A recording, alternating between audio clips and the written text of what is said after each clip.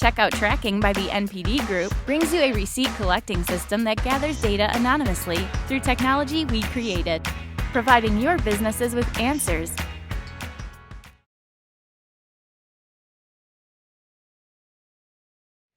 So, ever since my studio's earliest days, our advisors have always been telling us to raise money.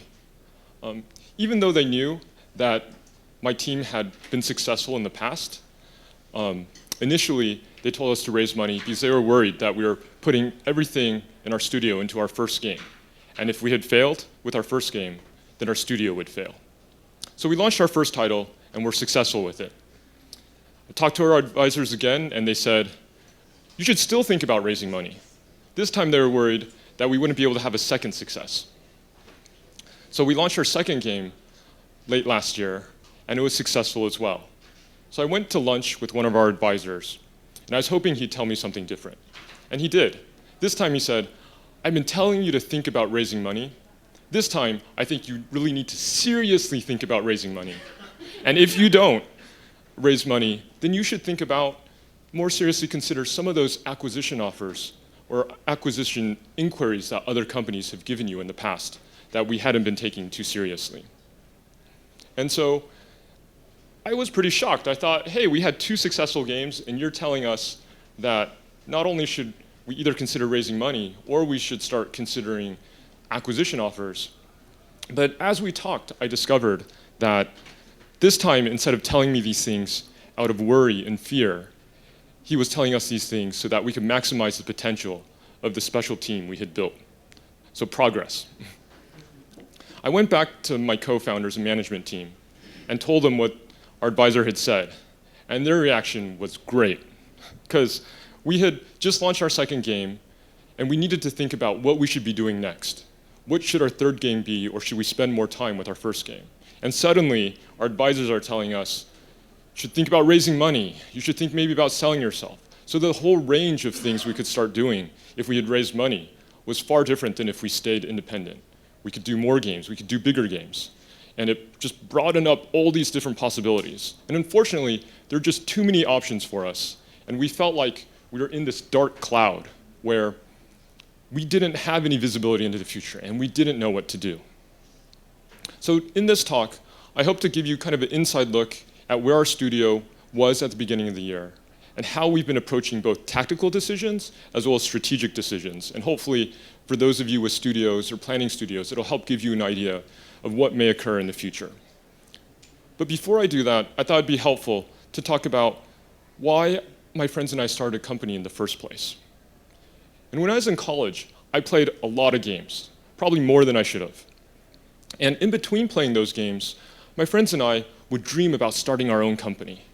We wanted to do what we loved. We wanted to be creators. We had started creating our own hobby games, and just seeing people play those games and the reaction they had, really excited us. We wanted to work together, and in the back of our heads, if we were successful with a company, we thought, hey, we can make a lot of money. So we didn't do that when we left school. We all went our separate ways. But 3 years after graduating, we all quit our jobs and came together to start my first company, Center Score. Started the company in 2000 with 3 friends from school. And after the first year, we totally failed. We ran out of all our money. We were very fortunate we were able to pivot and move to mobile games. And for the next 5 years, we focused on building a company, learning from our mistakes, and we built a company that was pretty successful. And 5 years later, in 2006, we were able to sell ourselves to Vivendi Games. And 2 years after that, Vivendi and Activision merged. And I believe we're the only studio that Activision has ever sold to EA. And so I was with EA for about 4 years before my friends and I decided, let's start a new company. So we decided to start Pixelberry in 2012. It was 3 founders at first, and we were working on our first game. But after a couple of months, I found out that my old team at Center Score was getting laid off from EA. So we suddenly added 7 more people and became a team of 10. But in order to really support 10 people, we split our team into 2 parts. 5 people worked on doing contract work, and 5 other people worked on building our first game. And this allowed us to stay bootstrapped and lean. So we were working on High School Story for about a year and a half. And when we launched the game, it exceeded our expectations. It hit number 10 in grossing in the App Store, and it was in the top 50 for 6 months. Something else interesting happened along the way. After we launched the game for 2 months, one of our players reached out to us and told us that she was planning to kill herself. Had the most stressful week of my life, messaging back and forth with that player, our COO and I did. But at the end of the week, she told us that she was finally getting professional help. And she also said that it was because of our game that she was still alive. That was a really powerful event for our studio. As a result of that, we ended up partnering with a nonprofit called CyberSmile. They focus on cyberbullying, and in conjunction with them, we wrote special quests that have taught over 5 million players what to do if their friends are being cyberbullied. We also raised $350,000 for CyberSmile so that they could grow what they were doing. We sent thousands of players who were either being bullied or were self-cutting or had other problems to CyberSmile counselors. And in the end, multiple lives were saved as a result of our partnership. So we'd been working on our game for about a year now. And we felt like our team had grown enough that we were ready to start and support a second game while keeping our first game going. So we decided to do a line extension because it would be an easy way to do something new. We took the High School Story engine, added brand new art, brand new storyline and themes, and we developed that game in 4 months. When we launched it, it hit top grossing 73. It's been out for about 6 months now, and it has peaks and valleys like a lot of live ops games do, but in general, our game is trending upwards in terms of revenues. So people have asked me how we've been able to have our first 2 games be so successful. And it's because our team has gone through a lot of failures and mistakes in the past. Our core team has been working together for 5 to 14 years through different iterations of my first studio. And as a result of that, if you go back to the 2 games we were doing at EA, we're basically 4 for 4 in creating top 100 grossing original games. So this brings us back to our future, where we launched the second game, we built a good team, but we didn't know what we should do next. So we do what our team often does when we're confused. We started to brainstorm. And we put 100 different ideas up on the board, and we ended up with 10 different tactical opportunities we thought we could potentially tackle. And among these, some of them were easier things for us to do with our existing game. Get better at user acquisition, get better at monetization. Other things were things we could do to extend our existing games. Look for sponsorships, do another line extension, branded deals, publish our game internationally.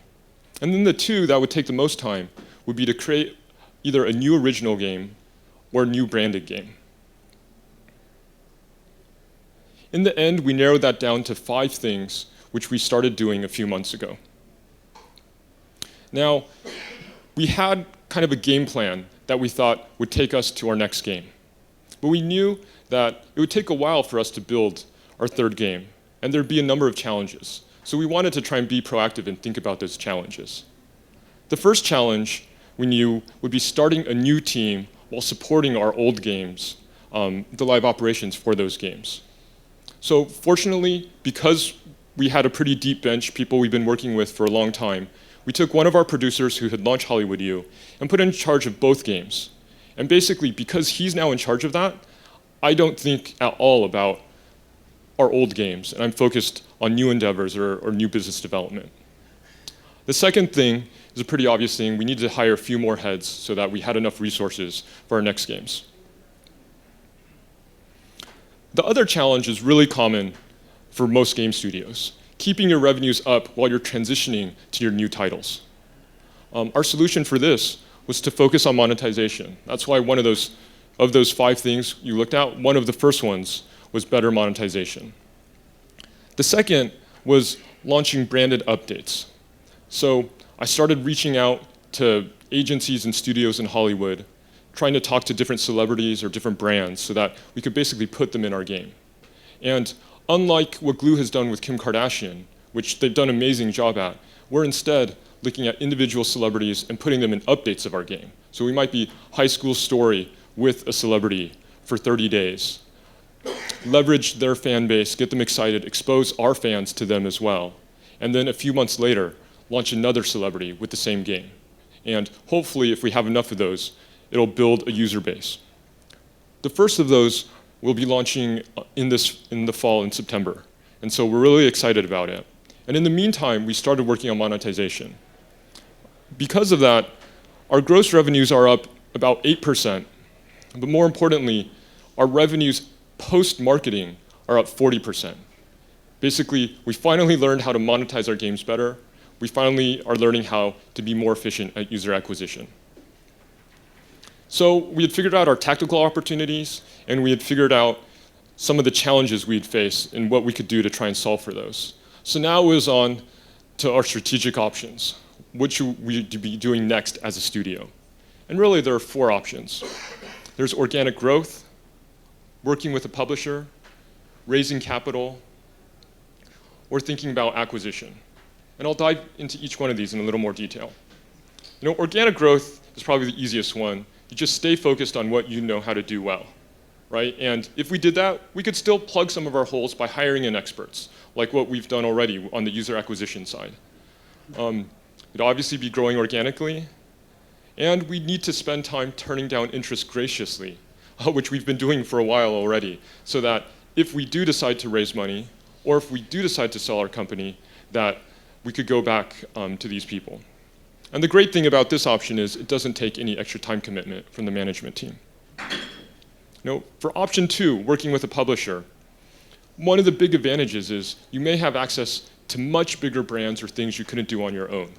Some of the celebrity deals I've been hearing at the top of the tier, the minimum guarantees are $5 million, $10 million. Our studio has cash, but not that type of cash. We'd also have access to expertise in areas of our weakness, like user acquisition or Asia. The process is pretty simple for this too. We've already had inbound interest for a while. We would talk to other publishers, and I actually started talking to other publishers just to better understand the type of deals that are out there. And if we went with this approach, we'd negotiate terms, and we estimate it taking about 25 to 35% of my time. Sometimes it would peak to 100, but in general, this would take time, but not too much time. The third option is raising capital. Obviously, you'd have bigger opportunities. You'd be able to hire an expertise right away, accelerate your growth. In terms of our considerations, we wanted to look for investors who would have strategic connections, better access to Hollywood or to platform providers or to sponsorships. We'd want to make sure that investors had advised companies with similar experiences, mobile games and ideally casual games. And the one thing that sometimes people don't talk about when you raise capital is it changes the expectations for the studio. And this is why, from the very beginning of our studio, we did not want to raise capital. If you take in several $million in funding, your investors expect you to grow very quickly, and you need to deploy that capital. And we've seen examples of a number of game studios who've raised a lot of money, they've grown their teams very rapidly, but as a result of that, sometimes they've lost focus on creating games and on doing what they do best. And we didn't want that to happen with us. But we feel like now that we have a team of about 50 people, and we've been doing it long enough, that we're actually ready to start accelerating growth. So this is a serious option for our team. In terms of the process, you have to spend a lot of time modeling your future and doing projections to present to investors. You need a good lawyer. In our case, since we've never raised money, we need an advisor to help us. You talk to a lot of different investors, hopefully lock down on a term sheet, do due diligence, and sign the contract. We estimated all this would take between 50 to 90% of a CEO's time. So it's a really significant investment.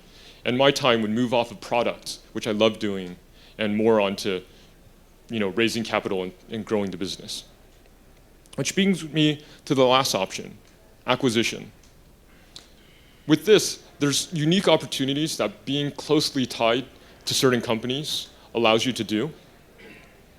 It also, you have the chance to bring expertise in even faster, because these companies would just put their UA people on your game because you're now part of their team. You could also accelerate growth. But some of the considerations are the M&A climate. And a little over a year ago, I would say that most potential acquirers had lost interest in simulation games, and they were really focused on mid-core or hardcore games. But fortunately, Glue's success with the Kim Kardashian game has really sparked people's interest again in brands or celebrity games and the type of games that you could attach those brands to. And so since that point in time, we started hearing about more companies being interested in studios who could do that type of work. Another consideration with acquisition is the fact that you want to find a partner who can actually take your existing games and make them bigger hits.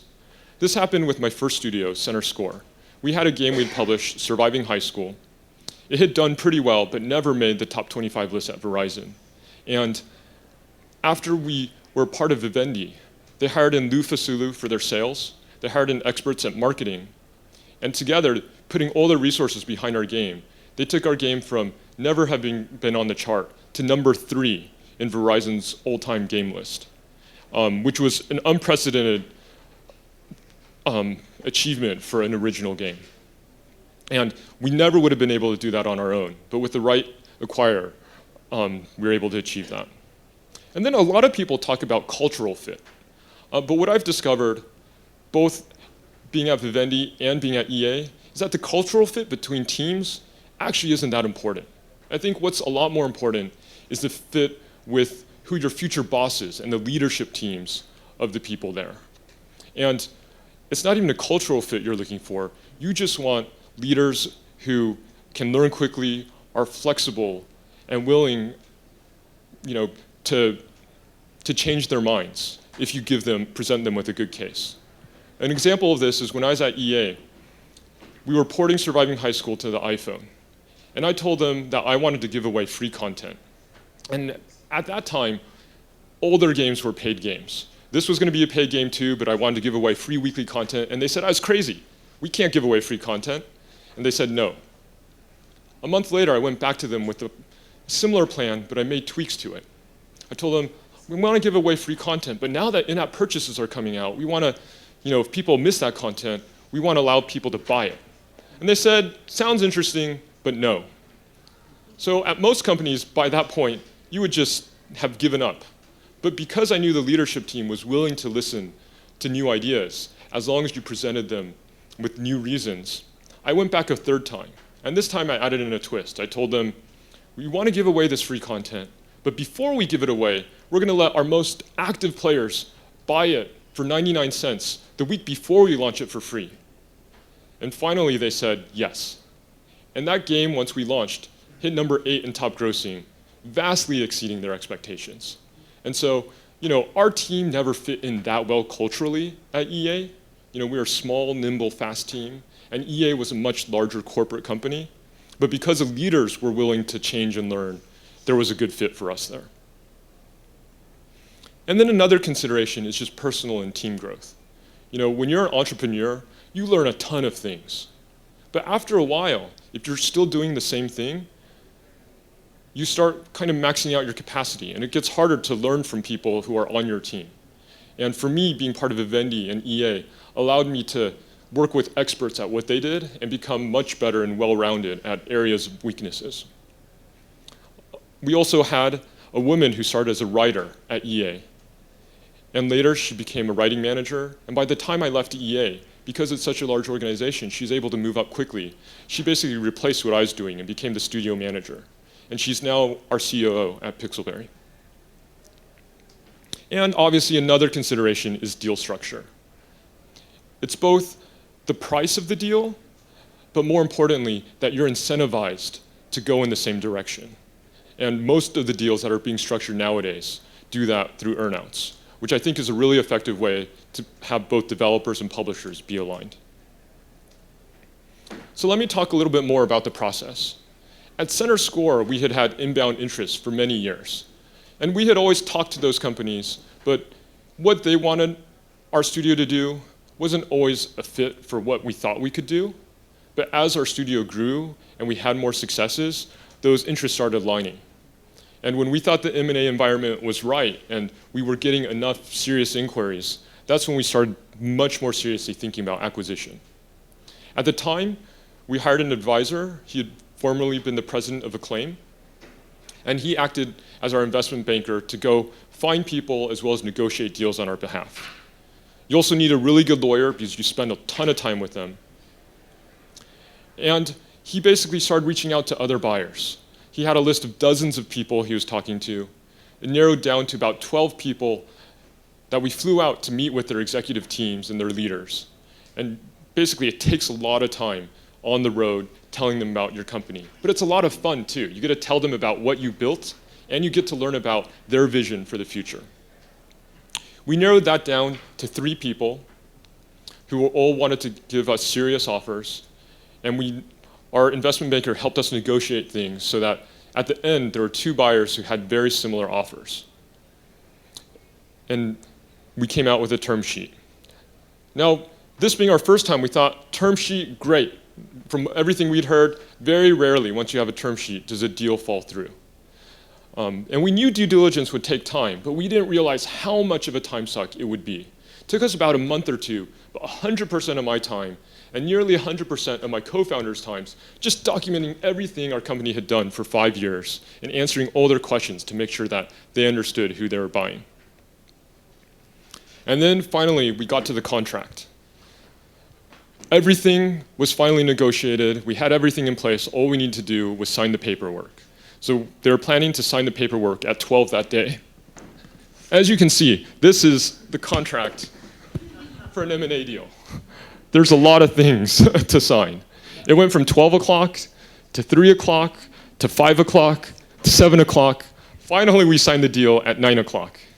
And after we signed, our advisors and lawyers asked us, what are you guys going to go do now to celebrate? We told them, we're walking across the street and just grabbing dinner at Taco Bell. For us, it was a full circle way to kind of return to remembering, our dreams in college. But also, we realized that, when you're going through an acquisition, it's just the first step on basically a new journey. And we knew we had a lot of work ahead of us and a lot of growth ahead of us with the new companies. So this brings us back to Pixelberry and kind of our unknown future. We had all these tactical options, and adding on top of that, there are all these strategic options for us to think about. And honestly, we don't know which route we want to do. We spent a lot of time starting to explore, what a publishing deal may look like, what things we'd have to put in place if we wanted to go after an acquisition and explore some of the inquiries we had more seriously. We obviously know what it would be like if we were doing it on our own. And we've also been seriously thinking about raising capital.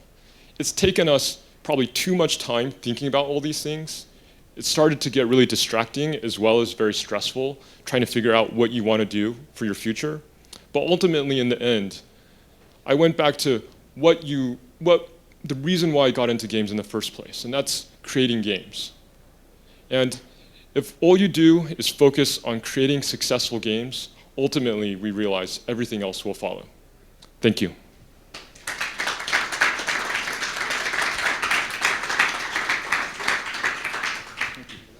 Yeah, great presentation. I heard you say that in your M&A process that you engaged an investment banker. Right.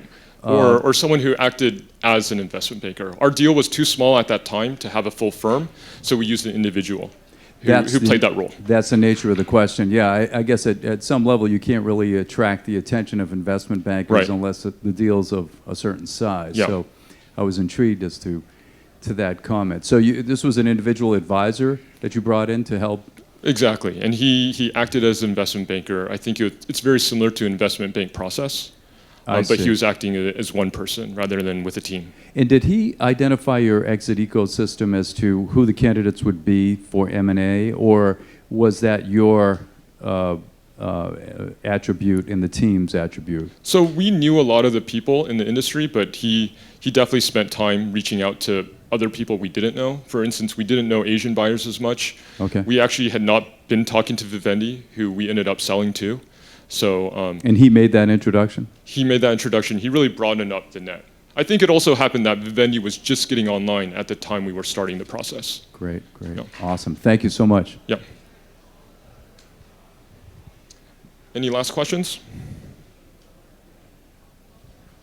Great. Thank you.